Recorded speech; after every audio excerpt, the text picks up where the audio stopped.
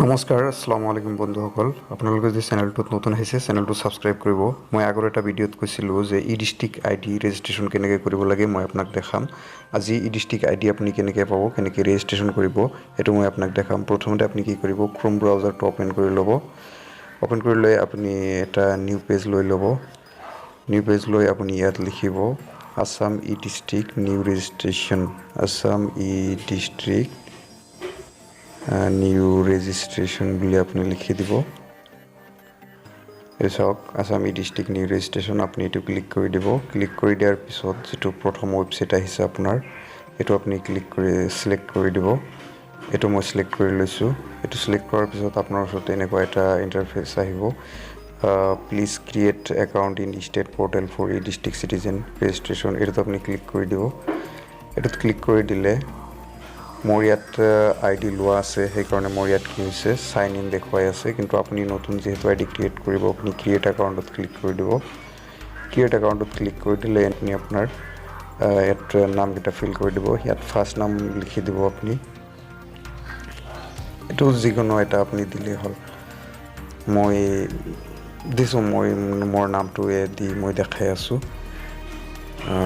মই এতিয়া আইডি নলও মই যেহেতু লৈছো মই আপোনাক জাস্ট বুজাবৰ কাৰণে ইয়াত কৰি আছো এটো স্ক্ৰিন নেমটো আপোনালোকে কি দিব এনেকুৱাকৈ স্ক্ৰিন নেমটো দি দিব খালি নামটো আপুনি দিলে কি হ'ব হয়তো কেতিয়াবা নাহে আপুনি কি কৰিব ইয়াত কিটা দি দিব মই 5টা 6টা কি কৰিছো হাত লিখি দিছো তাৰ পিছত কি হ'ল ইয়াত ইমেইল এড্ৰেছটো সো মইতো এই ইমেইলত লৈছো গতিকে মই কি হ'ল তথাপি মই দেখাই আছো আপোনাক জেন্ডাৰটো মই মেল সিলেক্ট কৰাই আছে সো ইয়াত আপুনি কি কৰিব আপুনি ইয়াৰ পৰা ডেট অফ বাৰ্থটো আপুনি কি কৰিব আপুনি সিলেক্ট কৰি ল'ব মই এটো সিলেক্ট কৰি লৈছো তাৰ পিছত হ'ল আপোনাৰ ইয়াত মোবাইল নম্বৰটো আপুনি দি দিব সো মই মোবাইল নম্বৰটো দি দিলো দিয়াৰ পিছত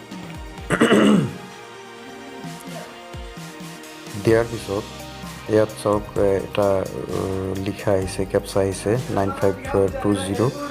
এটো আপনি ফিল কৰি দিব 9520 সো এটো ফিল কৰি দিয়াৰ পিছত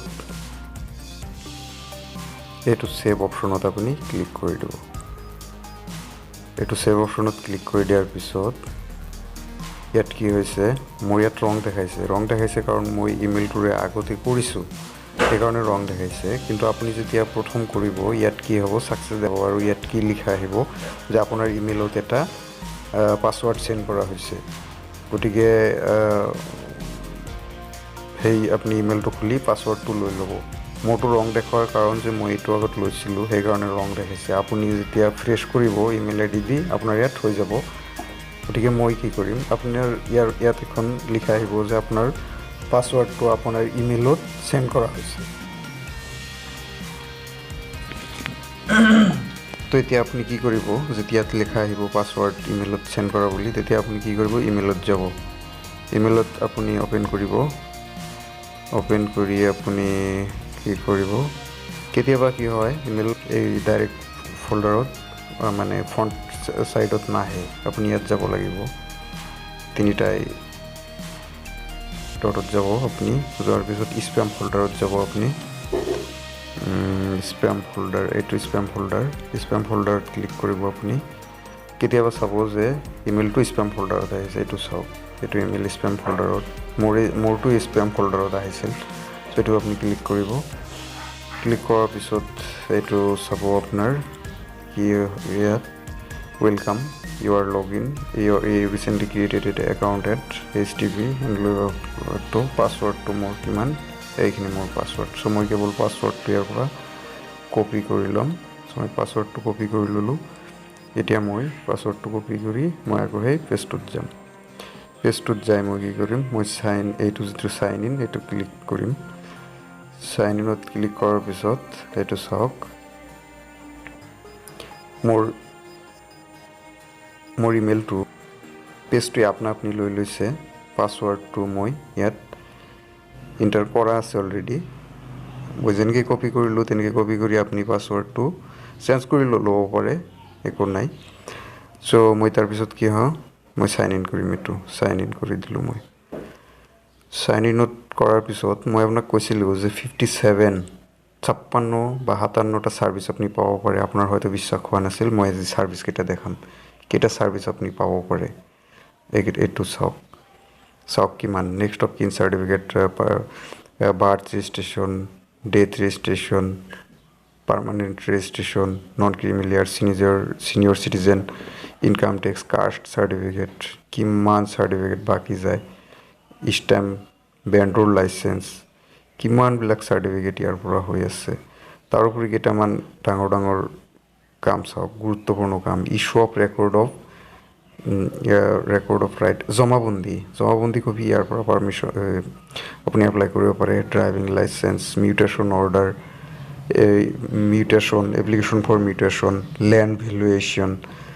নন ইনকাম বেলেঞ্চ চাৰ্টিফিকেট। আজিকালি যে মাটি কিনা বেচাত যে আপুনি পাৰ্মিশ্যন ওলাব লাগে, পাৰ্মিশ্যনো আপুনি কি কৰিব পাৰে,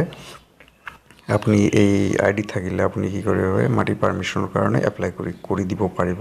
গতিকে এইকেইটা ছাৰ্ভিচ আপোনাৰ ওচৰত আছে। টোটেল কেইটা 46 দেখাইছে নেকি, আৰু কেইটামান আছে,